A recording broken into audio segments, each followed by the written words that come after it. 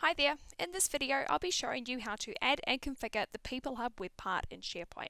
We'll go through the process step by step to ensure you have a clear understanding of how the web part works and its key functionality. The People Hub web part is an interactive org chart, org browser and staff directory that allows you to search and find people in your organisation.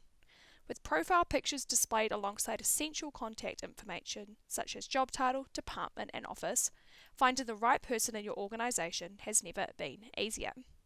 I will now show you how to configure the People Hub web part. First, navigate to the page that you want to add the People Hub web part to and click the plus.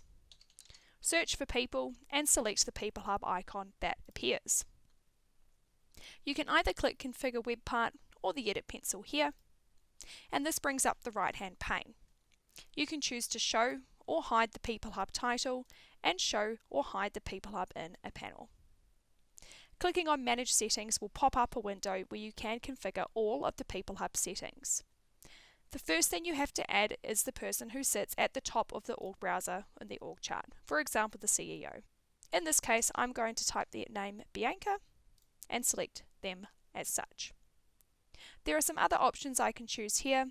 An org chart is quite important to ensure that everyone has a manager, so in here I can choose to not show people that don't have a manager. For example, maybe you have meeting rooms that are set up and you don't want them to display in the org chart. I could select that button like that.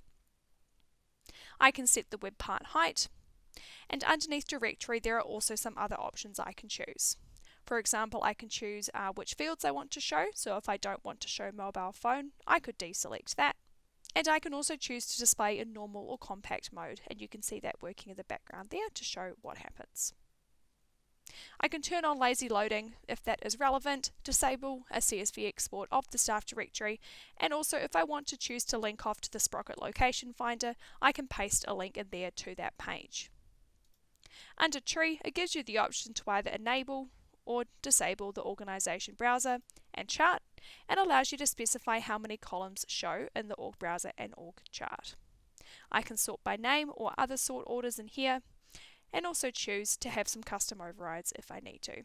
There are also some advanced settings for things such as disabling a link to Delve and any data filters that you may want to include. Once I've configured all the settings that I need to, I hit the cross and the web part will load. I'm getting a couple of different yellow warnings up here. These are just to point out that in this situation the manager for someone doesn't exist. That might happen if that person's manager has left but it hasn't yet been updated in Entra. When I click the Publish button up the top right of the screen, you'll notice that those yellow warnings will disappear. The web part now loads, and on the page I can see we've got the staff directory with all the people in here, a link to the org browser that we configured, and also the org chart in here like that. Because I specified Bianca as the top of the org chart, they are now appearing here at the top of the tree like this. In the org browser I can click into each of these people to get a card of information about them, and also click down to see all the other teams within the organisation. One more feature to point out is this is currently sitting in a one column section, however it can look quite good for the People Hub to be in a full width section. When I click on the plus here and select full width, I'm going to click and drag the People Hub web part into here, and you'll notice now that it takes up the full width of the screen and minimises the amount of white space. Thank you for watching this video. For more information, please visit our documentation at Sprocket Docs or reach out to our support team for any assistance. We're here to help.